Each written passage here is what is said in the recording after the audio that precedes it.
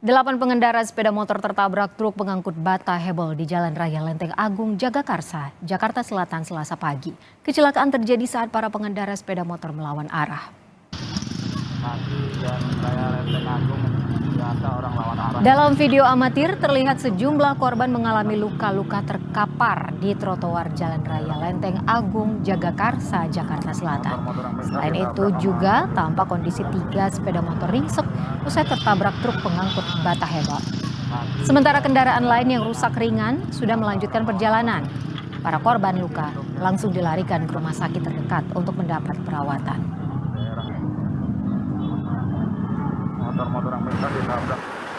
Kecelakaan bermula saat truk bermuatan bata hebel melaju dari arah Tanjung Barat menuju Lenteng Agung.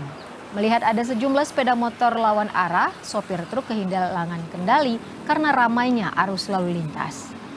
8 motor pun tertabrak hingga 3 orang diantaranya mengalami luka serius dan dibawa ke rumah sakit terdekat.